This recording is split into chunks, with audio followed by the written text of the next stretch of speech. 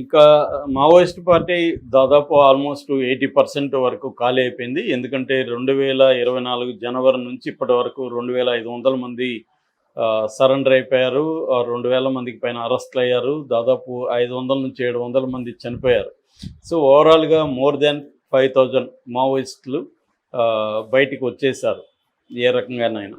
కాబట్టి ఇంకా మిగిలింది కొన్ని వందల మంది మాత్రం మిగిలి ఉన్నారని చెప్తున్నారు. ఇటీవలనే మోడీ కూడా 3 జిల్లాల్లో మాత్రమే ఇప్పుడు మావోయిజం ఉంది, ఒకప్పుడు 11 ఏళ్లకు ముందు 120 జిల్లాల్లో ఉన్నిందనేది కూడా ఆయన అనౌన్స్ చేశారు. సో ఈ నేపథ్యంలో 31 మార్చి 2026కి అంతా మావోయిస్ట్ పార్టీని సమూలంగా నిర్మూలిస్తామనేది పదే పదే చెప్తున్నారు. కాబట్టి ఇంకా ఉన్నది 5 నెలలే. సో ఈ 5 నెలల్లో మావోయిస్ట్ పార్టీని తొదముట్టించాలనుకున్నారు. ఈ నేపథ్యంలో 2 రకాల వ్యూహాలని ప్రధానంగా పన్నారు. ఒకటేమో ఫిజికల్గా చంపేయడం, వెళ్ళిపోయి వేల మంది, దాదాపు 1,00,000 మంది పారామిలిటరీ ఫోర్సెస్ని, డిఆర్జీ కావచ్చు, కోబ్రా కావచ్చు, సిఆర్పిఎఫ్ కావచ్చు, ఎస్టీఎఫ్ కావచ్చు, బస్తర్ ఫోర్సెస్ ఏదో ఉంది, బస్తర్ ఫైటర్స్ కావచ్చు, తర్వాత గ్రేహౌండ్స్ కావచ్చు, ఇలాగ రకరకాల పేర్లతో ఫోర్సెస్ని అంతా దింపి దాదాపు 400-500 క్యాంపులు అడవుల్లో పెట్టి జంగిల్ మిలిటరీ ట్రైనింగ్ అని, అడవుల్లోని మిలిటరీ ట్రైనింగ్లు పెట్టి ఇలాగా ఫోర్సెస్ని పెట్టడం. రెండోది మోడర్న్ టెక్నాలజీని ఇజ్రాయెల్ నుంచి తెప్పించుకొని డ్రోన్స్ని ఉపయోగించడం. అన్మాన్డ్ డ్రోన్స్ అంటారు, పెద్ద పెద్ద డ్రోన్స్ని ఉపయోగించి, అంటే ఇవన్నీ కూడా మిలిటరీలో శత్రు దేశాల మీద ఉపయోగించే టెక్నాలజీని అంతా కూడా ఇక్కడ ఉపయోగిస్తున్నారు.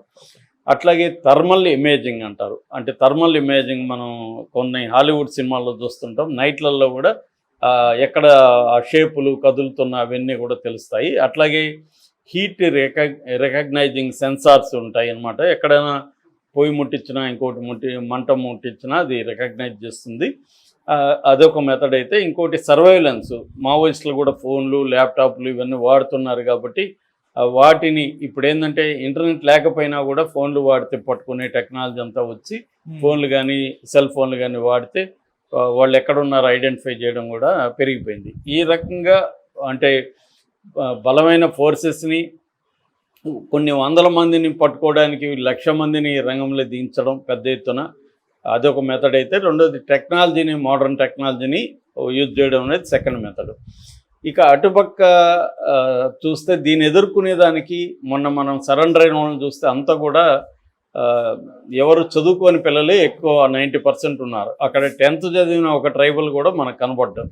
వీళ్ళు స్కూళ్ళు పెట్టి కొంతమందికి ఎడ్యుకేషన్ ఇచ్చారు తప్ప వాళ్ళెవరికి ఈ టెక్నాలజీ నాలెడ్జి ఏం ఉండే అవకాశం లేదు, సిద్ధాంతం తెలిసే అవకాశం లేదు. అందుకనే గొర్రెల్లాగా ఒక నాయకుడు బయటకు వస్తే ఒక 100 మందో 50 మందో బయటకు రావడం, వాళ్ళెవరు కూడా మీడియాతో క్లియర్గా మాట్లాడట్లేదు. అంటే ఒక మాట్లాడిన హిందీ మీడియాతో కొంతమంది మాట్లాడారు. వాళ్ళ మాటలు వింటే కూడా ఎవరికి కూడా నాలెడ్జ్ ఏమీ లేదు. వాళ్ళ గ్రామంలో సమస్యలు కావచ్చు, దాని చుట్టూ వీళ్ళతో అట్రాక్ట్ అయ్యి వెళ్ళిన వాళ్ళే కనబడుతున్నారు. సో ఈ నేపథ్యంలో ఏముందంటే, ఒక మెథడ్ వచ్చి ఈ టెక్నాలజీని దీన్నంతా కూడా వాళ్ళ మీద ప్రయోగించడం, రెండోది వచ్చి సరెండర్స్ని క్రియేట్ చేయడం, మావోయిస్ట్ పార్టీలో ఐడియాలజికల్గా గందరగోళాన్ని క్రియేట్ చేయడం. ఇది రెండో వైపు చేశారు. దీనికి మల్లోజుల వేణుగోపాల్ అండ్ ఆసన్న ఇలాంటి వాళ్ళు బయటికి సరెండర్ అయిపోయారు. మన చంద్రన్ ఇక్కడ ఇలాంటి వాళ్ళు సరెండర్ అయిపోయారు. దీంతో పెద్ద ఎత్తున వీళ్ళతో కూడా అయిపోయారు. వీళ్ళు ఇద్దరు కూడా ఫోన్ నెంబర్లు ఇచ్చి ఇంకా రమ్మన్నారు. నిన్న కూడా ఒక 5 మంది సరెండర్ అయ్యారు. సో అంతకుముందు ఒక 72 మంది సరెండర్ అయ్యారు. ఇలాగ మిగతా వాళ్ళు కూడా సరెండర్, కొంత టైం ఇచ్చారు వీళ్ళు. ఇప్పుడు సరెండర్ కాని బ్యాచ్ ఎవరంటే ప్రధానంగా హిడ్మా, మడ్వి హిడ్మా, రెండవది తిప్పిరి తిరుపతి. సో వీళ్ళిద్దరూ ప్రధానంగా ఉన్నట్టుగా మనకు కనబడుతున్నారు. ఇంకా గణపతి కానీ ఇంకొంతమంది ఉన్నారు, కానీ వాళ్ళంత యాక్టివ్ కాదు. సో వీళ్ళల్లో కూడా హిడ్మా ఇంపార్టెంట్. హిడ్మా ఎందుకు ఇంపార్టెంట్ అంటే, మిగతా వాళ్ళందరికీ 60 పైన వయసు ఉంటే హిడ్మా ఒకడే 45 ఏళ్ళు ఉన్నది, యాక్టివ్గా పనిచేస్తున్నాడు. అతను మిలిటరీలో ఎక్స్పర్టు. పెద్ద పెద్ద ఆపరేషన్స్ అంతా కూడా 2010 తర్వాత జరిగిన అతిపెద్ద ఆపరేషన్స్ అంతా కూడా హిడ్మా ఆధ్వర్యంలో జరిగాయి. రెండోది ఏంటంటే, people's liberation guerrilla army, PLGA అంటారు. ఆ పిఎల్జిఏలో బెటాలియన్ నెంబర్ 1కి ఈయన కమాండర్గా ఉంటున్నాడు. ఆ బెటాలియన్ నెంబర్ 1 అనేది అన్నిట్లో కూడా పాల్గొనేది వాళ్ళే అనమాట. చాలా ఎఫిషియెంట్ ఆర్మీ ట్రైనింగ్ ఉంటుంది వాళ్ళకి. సో వాళ్ళందరూ కూడా హిడ్మా కంట్రోల్లోనే ఉంటారు. మూడవది హిడ్మా గుత్తికోయ అంటారు. గుత్తికోయ ట్రైబల్ కమ్యూనిటీ కాబట్టి అక్కడ ఆ ట్రైబ్సే ఎక్కువ, ఆ ట్రైబల్ పీపులే ఎక్కువ ఇప్పుడు మావోయిస్టులు ఉన్నారు కాబట్టి వాళ్ళందరికి కూడా ట్రైబల్ లాయాలిటీ కూడా ఈయన మీద ఉంటుంది. అందుకని ఇప్పుడు హిడ్మా అనుమతి లేకుండా వాళ్ళందరూ సరెండర్ కూడా ఏ పరిస్థితి లేదు.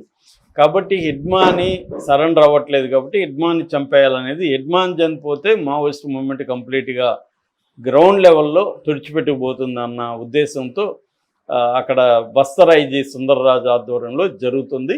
ఇప్పుడు దాదాపు 2000 మందిని నారాయణపూర్ తెలంగాణ బార్డర్, అంటే ఛత్తీస్గఢ్ తెలంగాణ బార్డర్లో 2000 మందిని 2 రోజుల నుంచి మోహరించాయి, హిడ్మా కోసం వెతుకుతున్నారని చెప్తున్నారు. హిడ్మాకి వేరే మార్గం లేదు.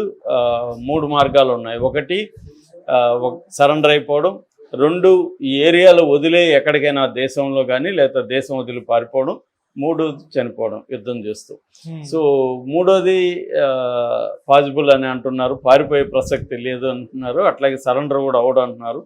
మరి హిడ్మాకు కూడా ఇవన్నీ తెలిసి ఆయన సిద్ధమవుతాడా లేకపోతే ఆయన కూడా సరెండర్ అయిపోతాడా అనేది చూడాలి. ఏదేమైనా ఆపరేషన్ హిడ్మా అయితే చాలా సీరియస్గా తీసుకొని చేస్తున్నారు.